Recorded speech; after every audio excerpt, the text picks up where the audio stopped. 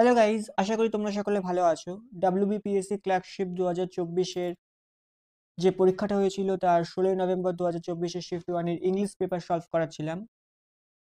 এর মধ্যে পার্ট 1 ও পার্ট 2 আমি করিয়ে দিয়েছি, যার মধ্যে আমি 20খানা কোশ্চেন সলভ করিয়ে দিয়েছি শিফট ওয়ানের। তো সেই ক্লাসগুলি দেখে না থাকলে তার লিঙ্ক আমি ডিসক্রিপশন বক্স ও আই বাটনে দিয়ে রাখবো, সেখান থেকে অবশ্যই সেই ক্লাসগুলি দেখে নেবে। আজকে 21 থেকে 30 নম্বর অর্থাৎ পার্ট 3 শিফট ওয়ানের শেষ পার্ট সলভ করব, তাহলে শিফট ওয়ান কমপ্লিট হয়ে যায়। তো চলো ক্লাস স্টার্ট করি।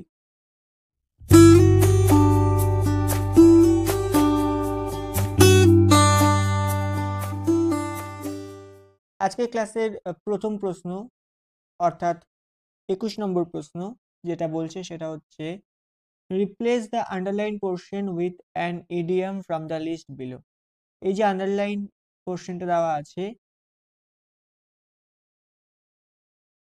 গট হিমসেলফ ইনটু ট্রাবেল, এই জায়গাটাকে রিপ্লেস করে এখানে কোন ইডিয়ামটা কারেক্ট হবে। এখানে যে 4টি ইডিয়াম দেওয়া আছে, এই 4টি ইডিয়ামের মধ্যে কোন ইডিয়ামটা এই আন্ডারলাইন পার্টের এইখানে বসানো যাবে সেটা বলতে হবে। গট হিমসেলফ ইনটু ট্রাবেল মানে সমস্যার মধ্যে পড়ে যাওয়া। আমি এই ক্লাসের আগের ক্লাসে যে ভোক্যাব ক্যাপসুলের ক্লাসটা করিয়েছি তাতে এই কোশ্চেনটা ভালোভাবে বুঝিয়েছি যে যদি কারো আঙুল জ্বলে যায় তাহলে তার যে কোনো কাজ করতে অসুবিধা হবে, অর্থাৎ সে সমস্যার মধ্যে পড়ে যাবে। এখানে সে নিজেকে সমস্যার মধ্যে ফেলে দিয়েছে, অর্থাৎ এখানে ইডিয়ামটা কি হবে, সে নিজের আঙুল জ্বালিয়ে দিয়েছে। তাহলে কারেক্ট আনসার হবে বার্নড হিজ ফিঙ্গার্স। ঠিক আছে, বার্নড হিজ ফিঙ্গার্স। এই ইডিয়ামটা আমি আগে করিয়েছি আগের ক্লাসে, যে কারোর আঙুল জ্বলে গেলে সে সমস্যার মধ্যে পড়ে যায়। এটা হচ্ছে ইডিয়াম, তার কারেক্ট আনসার হচ্ছে এটা, বার্ন হিজ ফিঙ্গার্স। তার আঙুল জ্বলে গেছে, তার সে কি হয়েছে, গট হিমসেলফ ইনটু ট্রাবেল, সে সমস্যায় পড়ে গেছে। তাহলে এখানে কারেক্ট আনসার হয়ে যাবে অপশন ডি। অপশন ডি হয়ে যাবে এখানে কারেক্ট আনসার। আমি ভোকাব ক্যাপসুলের ক্লাসে 5টা করে ওয়ান ওয়ার্ড সাবস্টিটিউশন এবং 5টা করে ইডিয়াম করাই, এবং ভোকাব বুস্টারের ক্লাসে 5টা করে সিনোনিম এবং 5টা করে অ্যান্টোনিম করাই। ভোক্যাব ক্যাপসুল ও ভোক্যাব বুস্টারের বেশ কিছু ক্লাস করিয়েছি, ভবিষ্যতে আরো ক্লাস করাবো। এই ক্লাসগুলি অবশ্যই দেখো, তোমাদের পরীক্ষাতে অনেক হেল্প হবে, অনেক কোশ্চেন কমন পাবে, তোমাদের সিনো অ্যান্টো ওয়ান ওয়ার্ড ইডিয়াম অনেক ইমপ্রুভ হয়ে যাবে। তো অবশ্যই ক্লাসগুলি দেখো, প্লেলিস্টের লিংক উপরের আই বাটন, নিচে ডিসক্রিপশন বক্স এবং ভিডিও শেষে দেওয়া থাকবে। চলো নেক্সট কোশ্চেন দেখো, question number 22, feel in the blank with the correct modal verb. এই যে এখানে যে ব্ল্যাঙ্কটা দেওয়া আছে, এখানে যে মডেল ভার্বগুলো দেওয়া আছে শ্যাল, উড, উইল, ক্যান, এই মডেল ভার্বের মধ্যে যে কোনো একটা সঠিক মডেল ভার্ব দিয়ে এই ব্ল্যাঙ্কটাকে ফিল করতে হবে। এই যে ফিল ইন দ্য ব্ল্যাঙ্কটা দেওয়া আছে এটা হচ্ছে grammar based feel in the blank, modal verb দিয়ে ফিল করতে হবে। কন্ডিশনাল সেন্টেন্স থেকে কোশ্চেনটা দেওয়া হয়েছে। এখানে ইফ ক্লজের সাথে কি আছে, সিম্পল প্রেজেন্ট। ইফ, তার সাথে কি দেওয়া আছে, উই উইশ, সিম্পল প্রেজেন্ট। তাহলে ইফ ক্লজের সাথে সিম্পল প্রেজেন্ট দেওয়া আছে, তাহলে এই যে ক্লজটা আছে এই ক্লজটার সাথে কি হবে, সিম্পল ফিউচার। ইফ ক্লজের সাথে যদি সিম্পল প্রেজেন্ট থাকে তাহলে এর সাথে যে ক্লজটা থাকবে তার সঙ্গে হবে সিম্পল ফিউচার। ওকে, তাহলে এখানে সিম্পল ফিউচার কোনটা হবে, উই এর সাথে উইল তো হয় না, আমরা বসাই আলাদা ব্যাপার, কিন্তু আই বা উই এর সাথে কি হয়, শ্যাল হয়। তাহলে এখানে শ্যাল হয়ে যাবে, অপশন এ হয়ে যাবে কোশ্চেন নাম্বার 22 এর কারেক্ট আনসার। কোশ্চেন নাম্বার 22 এর কারেক্ট আনসার হয়ে যাবে shall. Okay, next question, question number 23, replace the underlined verb with the appropriate phrasal verb from those given below. এই যে ভার্বটা আন্ডারলাইন করা আছে স্টপ, এই ভার্বটাকে উঠিয়ে এখানে যে ফ্রেজাল ভার্বগুলো দেওয়া আছে তার মধ্যে কারেক্ট ফ্রেজাল ভার্ব দিয়ে এই জায়গাটাকে রিপ্লেস করতে হবে, এই ভার্বটাকে রিপ্লেস করতে হবে। আই হ্যাভ স্টপড স্মোকিং, আমি ধূমপান করা ছেড়ে দিয়েছি বা বন্ধ করে দিয়েছি। গিভ ইনটু, প্রথম যে ফ্রেজাল ভার্বটা আছে, দেখো গিভ ইনটু বলে কিছু হয় না, যেটা হয় সেটা হচ্ছে গিভ ইন টু, অর্থাৎ আমি গিভ ইন মানে আত্মসমর্পণ করা, টু সামওয়ান অর সামথিং, কারোর কাছে বা কোনো জিনিসের কাছে আত্মসমর্পণ করা। Give in to someone or something মানে কারোর কাছে বা কোনো জিনিসের কাছে আত্মসমর্পণ করা। তাহলে গিভ ইন টু বলে হয় না, give in or give in to someone something, তাহলে এখানে গিভেন টু হবে না, গিভিং টু হবে না। গিভ আপ, গিভ আপ মানে ত্যাগ করা বা ছেড়ে দেওয়া, তাহলে এটা স্মোকিং করা ছেড়ে দিয়েছি, ত্যাগ করেছি বা বন্ধ করে দিয়েছি, গিভিং আপ।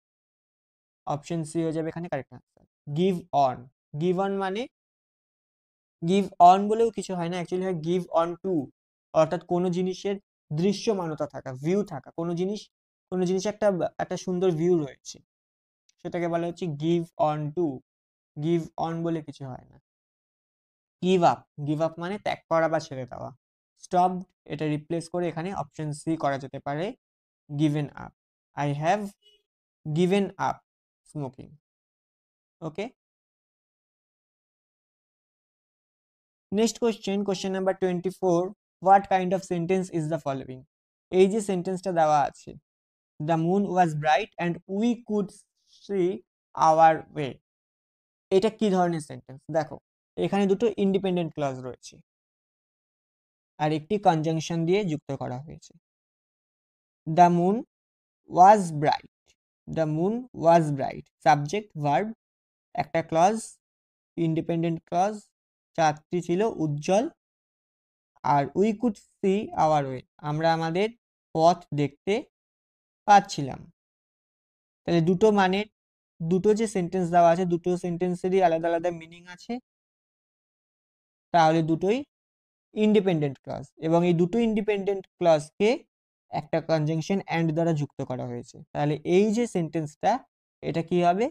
এটা নো ডাউট কম্পাউন্ড সেন্টেন্স হয়ে যাবে। অপশন সি হবে 24 এর কারেক্ট আনসার। 24 এর কারেক্ট আনসার হয়ে যাবে option C. Next question, question number 25, বলছি যে যে গ্লোরি দেওয়া আছে, এই গ্লোরিটি adjective form of the glory, এই গ্লোরির অ্যাডজেক্টিভ ফর্ম কোনটা হবে? মানে এখানে যে চারটে ফর্ম দেওয়া আছে এর মধ্যে অ্যাডজেক্টিভ ফর্ম কোনটা সেটা বলতে হবে। তো গ্লোরিড মানে হচ্ছে গ্লোরিড, এটা ভার্বের সেকেন্ড ফর্ম বা পাস্ট পার্টিসিপেল, ভার্বের সেকেন্ড ফর্ম অথবা ভার্বের থার্ড ফর্ম হতে পারে। গ্লোরিয়াস, এটাই হচ্ছে অ্যাডজেক্টিভ ফর্ম। কোনো ওয়ার্ডের শেষে ও ইউ এস থাকলে জেনারেলি সেটা অ্যাডজেক্টিভ হয়, তাহলে এটা অ্যাডজেক্টিভ। তাহলে গ্লোরি এর অ্যাডজেক্টিভ কি হয়ে যাবে? গ্লোরিয়াস।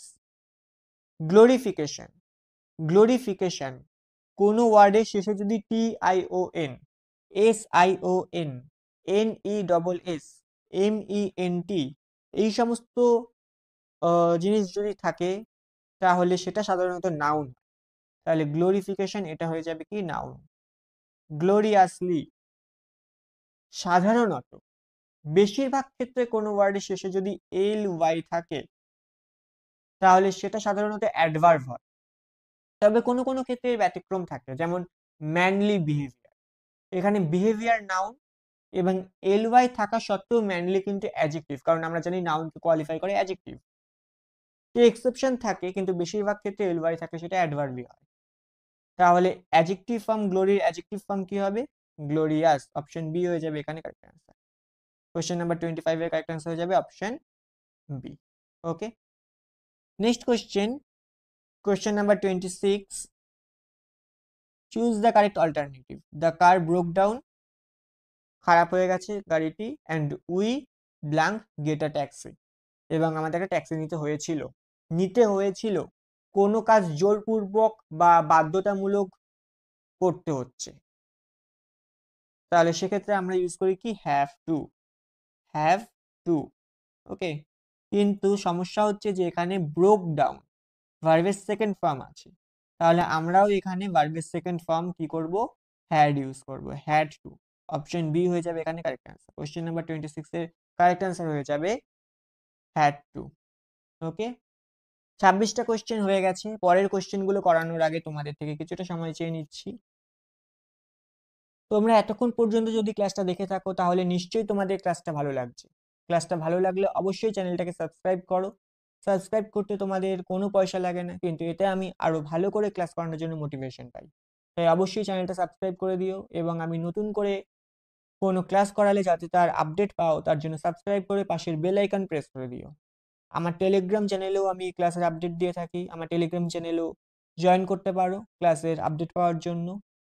চ্যানেলের লিঙ্ক ডেসক্রিপশন বক্সে দেওয়া থাকবে। এটাই হলো আমার চ্যানেল। এখানে আমি ক্লাসের আপডেট দিই, মাঝে মধ্যে কুইজ করাই বা অন্য কোনো আপডেটও এখানেই দিয়ে থাকি। তোমরা এই চ্যানেলটা অবশ্যই জয়েন করে নিও।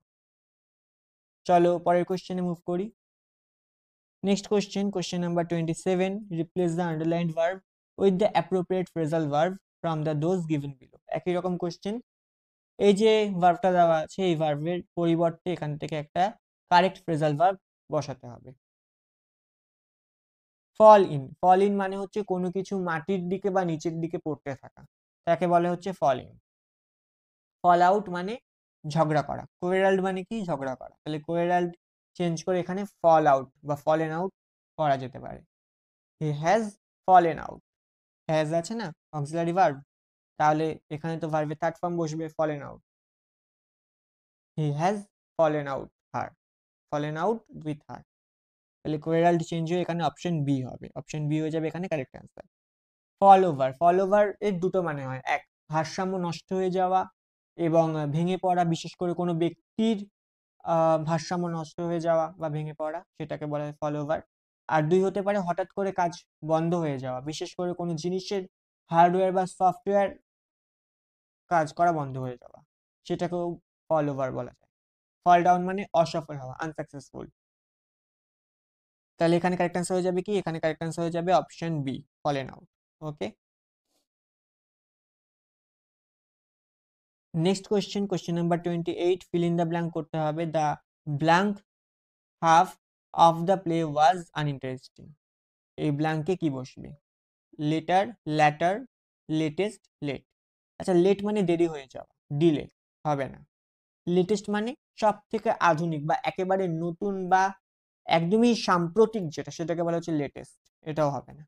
ল্যাটার আর ল্যাটার, লেটার আর ল্যাটার, এই দুটোর মধ্যে কোনটা হবে? লেটার মানে হচ্ছে পরে। আমরা মুভিতে দেখি না যে 5 years later, 5 বছর পর, তো সেই পর মানে হচ্ছে, পরে মানে হচ্ছে লেটার। ল্যাটার মানে হচ্ছে দুটি জিনিস বা ব্যক্তির মধ্যে অপেক্ষাকৃত পরবর্তী ব্যক্তি বা জিনিস।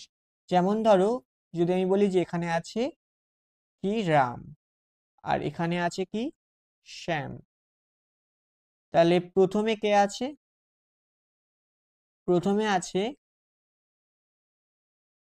প্রথমে কে আছে? রাম। তাহলে রাম হচ্ছে প্রথম ব্যক্তি, শ্যাম হচ্ছে দ্বিতীয় ব্যক্তি। আমি যদি বলি যে কল দ্য ল্যাটার ওয়ান, পরবর্তী ল্যাটার ওয়ান পরবর্তী জনকে ডাকো, মানে শ্যামের কথা বলা হচ্ছে, কারণ রাম তো প্রথম, দ্বিতীয় বা শেষ জন হচ্ছে গিয়ে শ্যাম। তাহলে দুজনের মধ্যে দ্বিতীয় জন বা পরের জনকে বললে আমরা ল্যাটার ইউজ করি। এবার এখানে দেখো, the blank half of the play, play মানে নাটক, ওয়াজ আনইন্টারেস্টিং।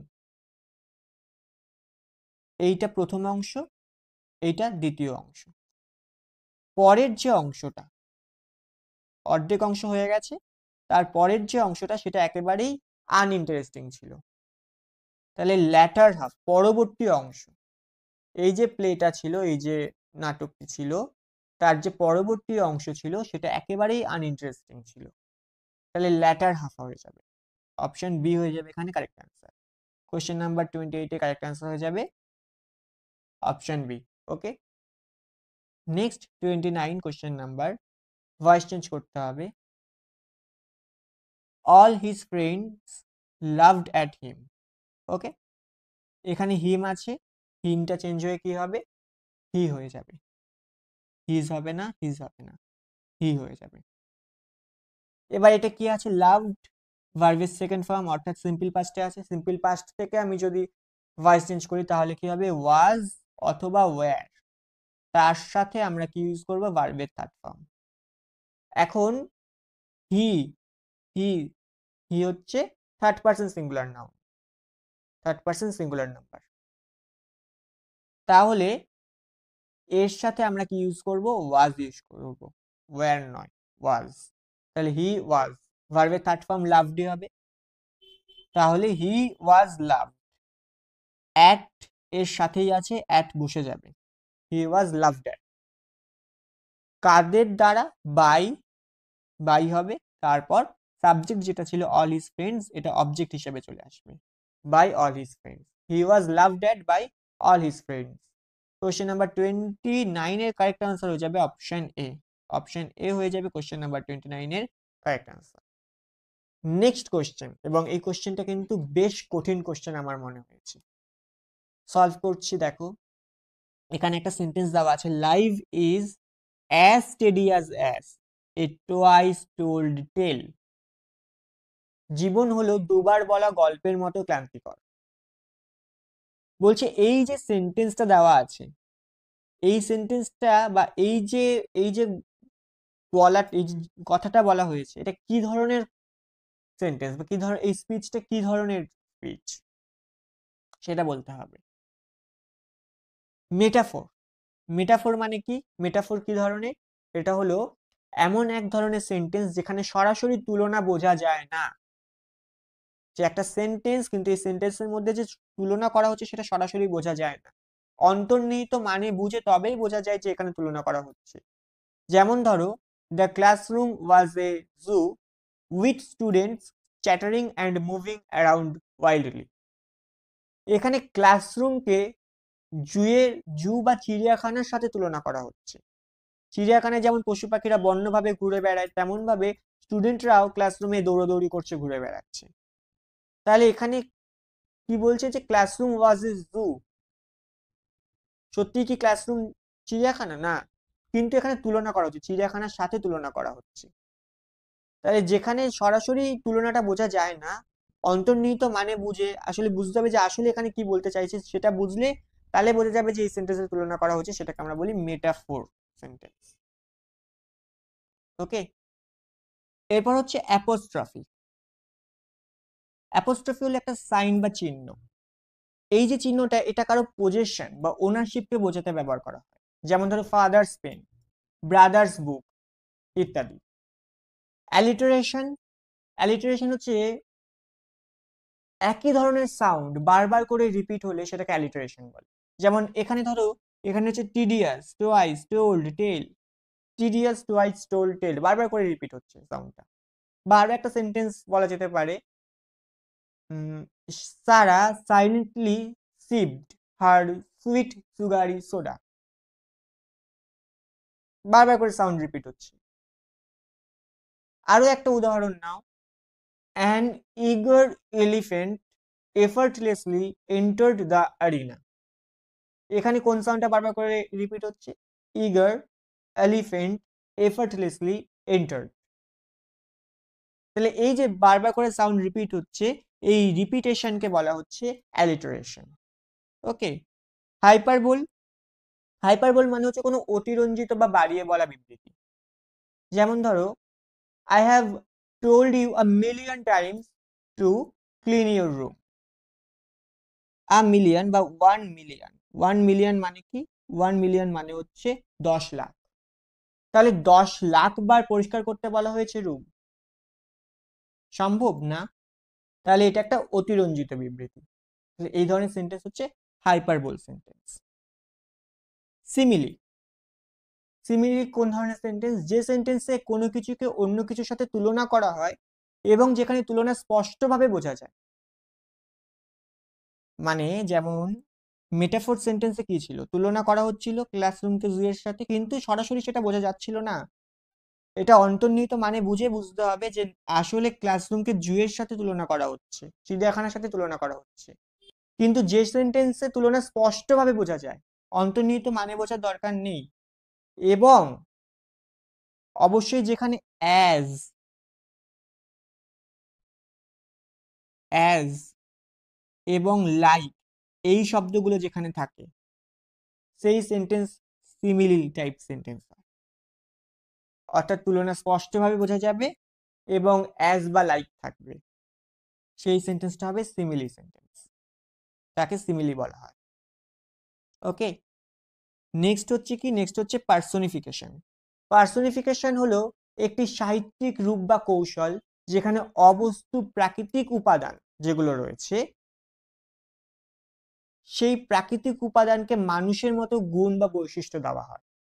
এর মাধ্যমে এই যে প্রাকৃতিক উপাদানগুলো রয়েছে এর মধ্যে মানুষের মতো আচরণ বা অনুভূতি প্রকাশিত হয়। যেমন ধরো, the wind whispered through the trees, telling the secrets to the leaves. এর মানে কি? বাতাস গাছের মধ্যে দিয়ে ফিসফিস করে পাতাগুলির সাথে গোপন কথা বলছে। বাতাস আবার কখনো ফিসফিস করে কথা বলতে পারে নাকি? গোপন কথা বলতে পারে? পারে না। যে বাতাসটা যে বইছে তাতে একটি পাতার সাথে অন্য পাতার ঘষা লাগছে এবং যে শব্দটা হচ্ছে সেটাতেই মনে করা হচ্ছে যে বাতাস নাকি ফিসফিস করে গোপন কথা বলছে। কিন্তু আসলে তো বাতাস কথা বলতে পারে না। কে পারে? মানুষ পারে। অর্থাৎ এখানে বাতাসের মধ্যে মানুষের গুণ বা বৈশিষ্ট্য দেওয়া হয়েছে। তাহলে এটি হলো একটি পার্সোনিফাইড সেন্টেন্স। এবার এখানে আনসার কি হবে? কোশ্চেনে দেওয়া যে সেন্টেন্সটা দেওয়া রয়েছে, life is as tedious as a twice told tale, জীবন হলো দুবার বলা গল্পের মতো ক্লান্তিকর। এটা সিমিলি হবে। কেন হবে? তার কারণ হচ্ছে এখানে তুলনা স্পষ্টভাবে বোঝা যাচ্ছে যে তুলনা কার সাথে করা হচ্ছে? দুবার বলা গল্পের সাথে জীবনকে তুলনা করা হচ্ছে। যে জীবন ততটাই ক্লান্তিকর যতটা দুবার বলা গল্প ক্লান্তিকর হয়। তুলনা স্পষ্ট। এবং এখানে অ্যাজ রয়েছে, আমি বলেছিলাম অ্যাজ বা লাইক থাকতে হবে, এখানে অ্যাজ রয়েছে, তাহলে এটা সিমিলি হবে। আর অ্যালিটারেশন কেন হবে? কারণ বারবার একটা সাউন্ড, টিডিয়াস, টুয়াইস, টোল্ড, টেল, বারবার করে একটা সাউন্ড রিপিট হচ্ছে, তাই এটা অ্যালিটারেশন হবে। তাহলে এখানে কারেক্ট আনসার কি হয়ে যাবে? Option C, simile and alliteration. এখানে মানেগুলো দেওয়া আছে, মানেগুলো দেখে নাও। তো এরই সাথে আজকের ক্লাস এবং শিফট 1 এর লাস্ট কোশ্চেন করানো হলো। Shift 1 complete. থ্যাংক ইউ ক্লাসটি দেখার জন্য। ক্লাসটি ভালো লাগলে অবশ্যই লাইক করো, শেয়ার করো বন্ধুদের মধ্যে, সাবস্ক্রাইব করে পাশে থাকা বেল আইকনটি প্রেস করে দাও। কেমন লাগলো ক্লাসটি সেটা অবশ্যই কমেন্ট বক্সে লিখে জানাও। Thank you.